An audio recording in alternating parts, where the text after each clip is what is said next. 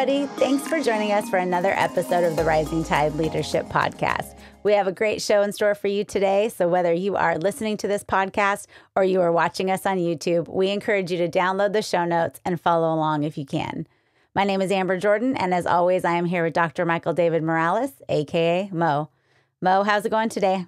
Hey, what's going on, Amber? I'm doing well. I heard that you have a good story for me today, so I'm waiting. So let's do it.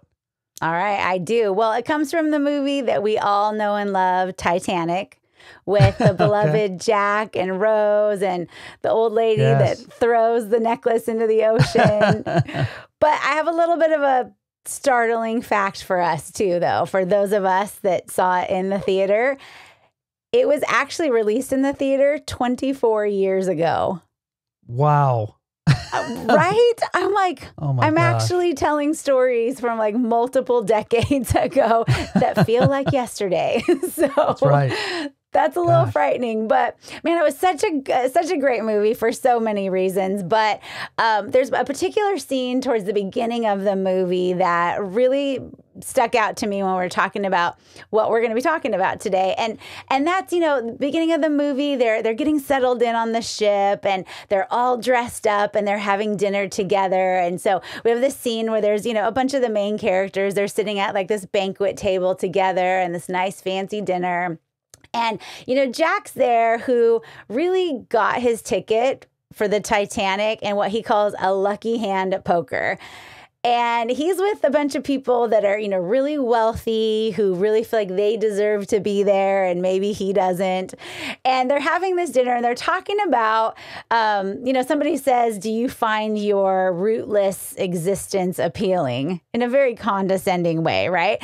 To which he responds like, yeah, and basically talks about the surprising nature of life and how much he likes that. And, he says, 2 nights ago, I was sleeping under a bridge. And now here I am on the grandest ship in the world, drinking champagne with you fine people. And I love that line.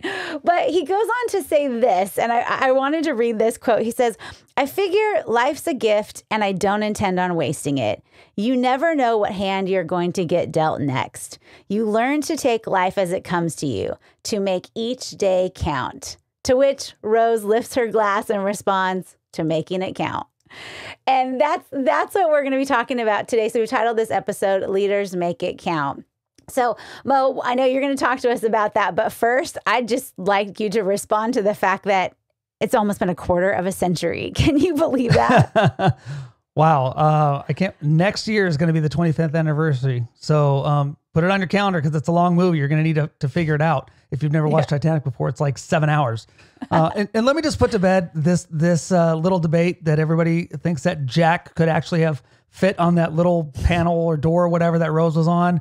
And there's been YouTube videos on how the dimensions. No, there's no way. If Jack got on that thing, it totally would have sunk. And so good on you, Jack Dawson, right? Jack Dawson for saving the woman that you love. So with that being said, let's talk about how leaders make it count. And so leaders do this. The first thing for today, Amber, is leaders live in the future. It's always important for a leader to be able to look into the future. Leaders are the ones that think big and are willing to take chances.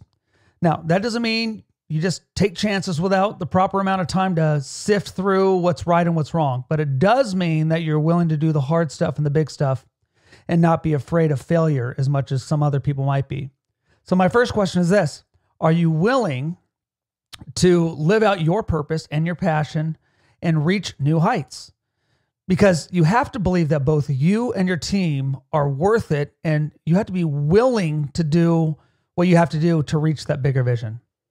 Well, Mo, what's the connection between purpose and passion and feeling like you and your team are worth it? Yeah. So the sports analogy that I like is pretty much at the end of any season when a team wins, there's always at least one interview where somebody says, nobody believed that we could do it except for our team and our managers and our ownership. And that's all true. And so sometimes it works out, sometimes it doesn't. But I'll tell you this, for the team that won, it was true for them. And they probably were kind of grasping onto that and saying, we can do this. And even though nobody believes in it, in us, we believed in it. The leadership believed, and they were willing to bring the team into that purpose and that passion. So there's something about having the rest of the world against us. And leaders, we love that feeling. Leaders can look into the future and see something that seems almost unattainable, and they thrive on that. And in some cases, these odds are insurmountable, but leaders believe that they can get it done. That's a mindset. It's who they are. And the question is, do you have that as a leader? Well, what if your answer is, yeah, kind of, sort of? Well, if that's what you believe, you're on the right track, and that's good, because it's not about being certain, right? Sometimes it's like, I think we can't do this. I think it's insurmountable. Let's do it. So the next question really is, are you willing really, Amber, to go through the process of growth and development, right? If you want your team to be able to see the future, you don't have to be certain that you're going to get it, but you have to know that you're capable of doing it. And I think this is where a lot of leaders get tripped up. Leaders don't let other people into some of the stuff that they don't know. And so whatever you don't know, leaders, just let people know. Hey, I don't know these things.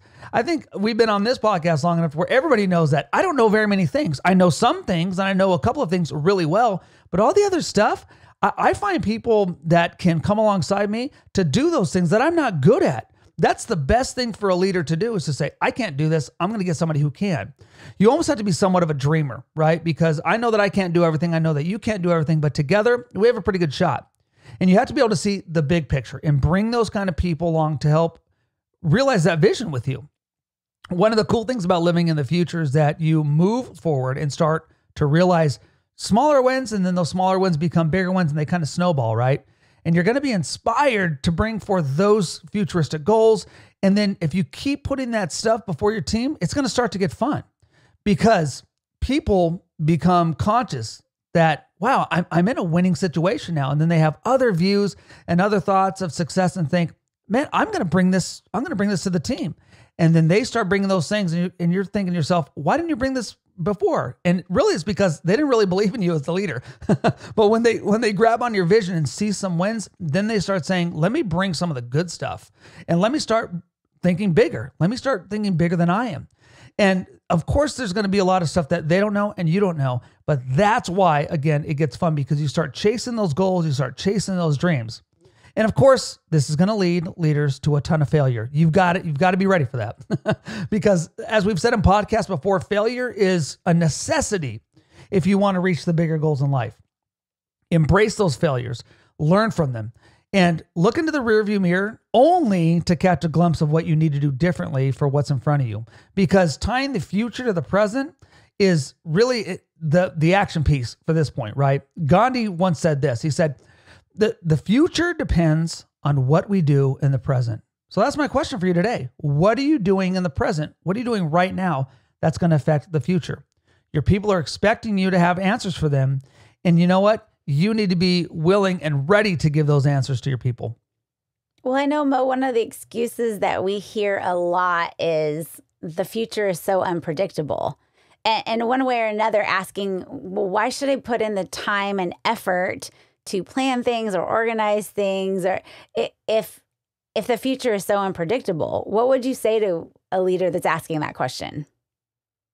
If things are unpredictable, leaders, you know that you're going to have a job forever. That's what I would say. I love the unpredictable, because if they don't know and I don't know, nobody knows. But if I can deliver, that's going to give everybody a win. And my job as a leader is to help people have wins.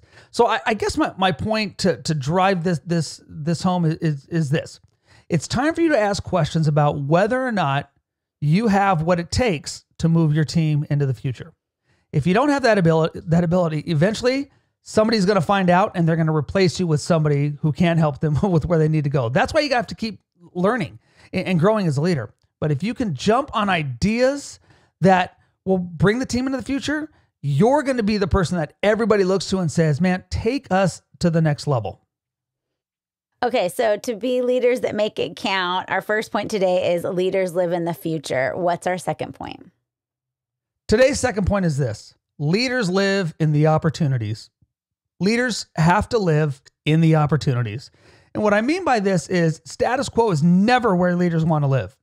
There's so much uncertainty, and so many things are changing in the world, where you work, at home, everything, that leaders have to look for new opportunities all the time for their teams. both individually and as a team. So you have to do both. Think about people who are on your team right now. Like, is there one person? Is there two? Is there 20? Is there 100? What are their strengths? And what do you need to do to open up new opportunities for them to use within their skill sets? You need to help them live in those opportunities. But before we even get there, the question is, do you live in the opportunities that are right in front of you? Whenever leaders feel comfortable, I try to help them understand that you got to push yourself further and you got to open up for new opportunities. That's almost the calm before the storm. Don't be caught flat-footed when something changes. I mean, we were just talking about this, and I mean, take the end of 2019 for instance. Did any of us know that 2020 was going to be the year that it was? But it happened, right? And all of a sudden, all of our worlds were turned upside down, and everything that we thought was going to be wasn't. And then we came to the beginning of a pandemic, and everybody was thinking, what do I do now? And I said to myself, this is going to be the point where leaders, adversity doesn't build character, it reveals it. And so when something like 2020 happens, look to the leaders that moved forward and helped their teams get better. They were ready for that. They already had the character to get through that adversity. And so leaders, what is it that was revealed about yourself at the beginning of 2020 and all the way up to this point, especially? Because there was a lot of uncertainty, wasn't there? But if you did not grab onto those opportunities that were in front of you, why didn't you do that? You got to go back and recalculate that. Amber, you and I talked about all the stuff that we've been journaling over the past couple of years, and you learn more because you're journaling in the moment, and it's easier to look back and say, well, I thought I was thinking like this, but based on my journal, this is how I was really thinking, right? So chances are you were probably forced, in that situation to work remotely, or, either at least partially, right? And that's what I'm talking about. There are times of uncertainty. Leaders, you have to be ready for those opportunities. And every time you screw something up, so let's say you're like, Mo, I totally messed up the pandemic. My team totally got jacked up because I didn't do the right things. Okay, good. Let's learn from that, right? And hopefully you journaled in your leadership journal as well. But I'll tell you this, that did reveal to me the leadership lid for a lot of people, especially for a lot of people that I know and a lot of leaders that I've worked with and been coaching over the years, right? Some did it well, some did not. But at that point, you really can't hide from your leadership ability, whether good or bad, because it's going to show itself. And so most of the things that we deal with are on a smaller scale, right? I mean, that pandemic was huge. And even if something like that happens again, if the world were ever to shut down again, we've done it, right? And it's not going to be easy again, but we've done it now. Up to that point, nobody had really done that, at least in our lifetime, right?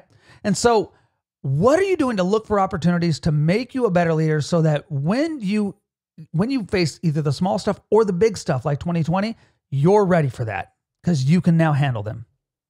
Yeah, and it's just such a mind shift change. And because you're like, you're not saying there aren't obstacles. You're saying, how do we begin to look at obstacles as opportunities? And it really is a training your mind to say, there's got to be an opportunity in here somewhere, even if I don't see it right now.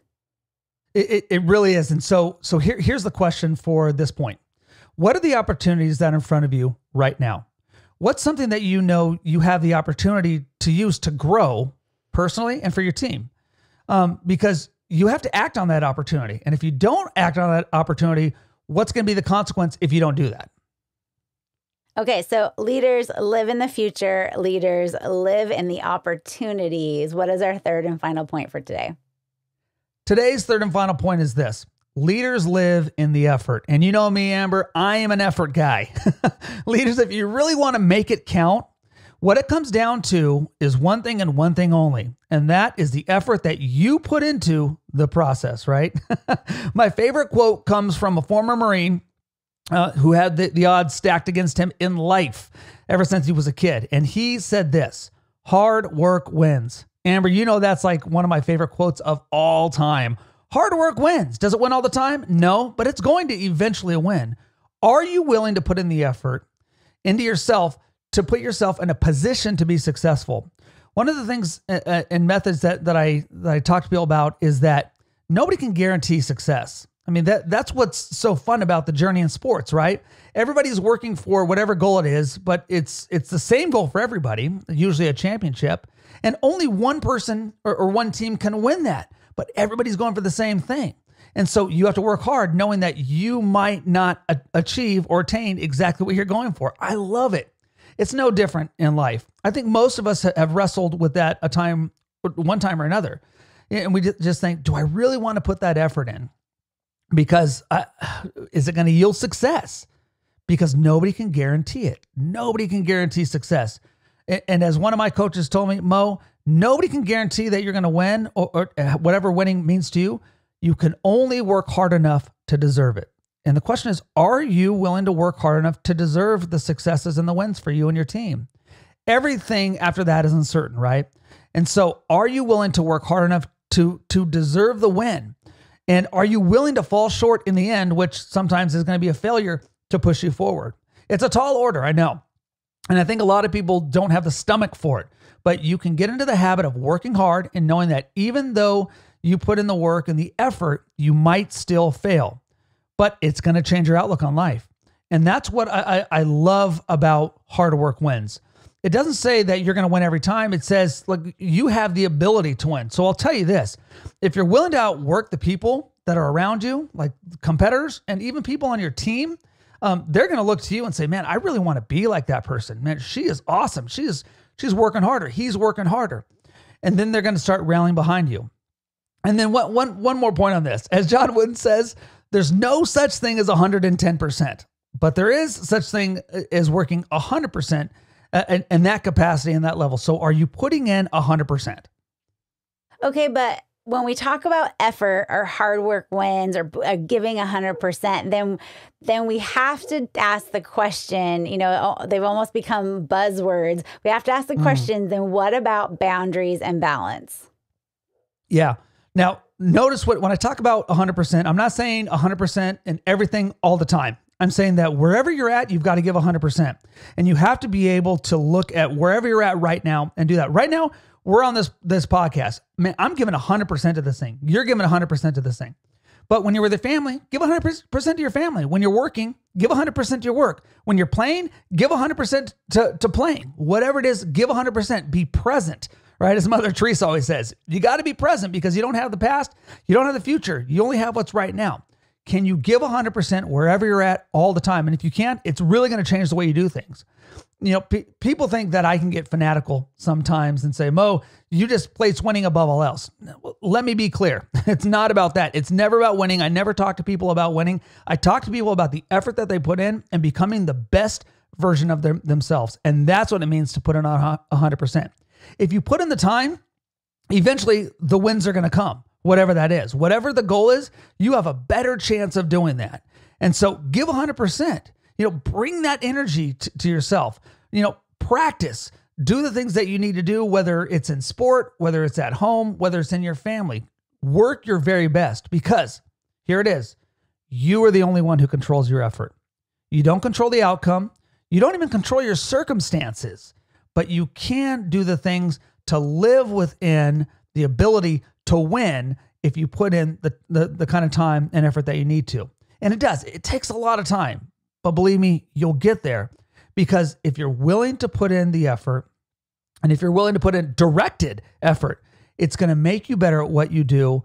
And really, Amber, the only question is, are you willing to do that? Are you willing to do it for you? Are you willing to do it for your team? My kids hate it when I say it's not about the grade, it's about the effort because they usually say, but I got an A. And I'm like, yeah, that's great. But that was a lazy A. I know you didn't even try for that. And so, because the effort we put in is more about just the grade. It's about our character and what we're really like to do and willing to model for other people. So yeah, they're not big fans of that statement. Okay, so before we go, let's just quickly review. Leaders live in the future, leaders live in the opportunity, and leaders live in the effort. So before we go, Mo, what are your final thoughts for us today? Yeah, leaders, it's really up to you to make it count.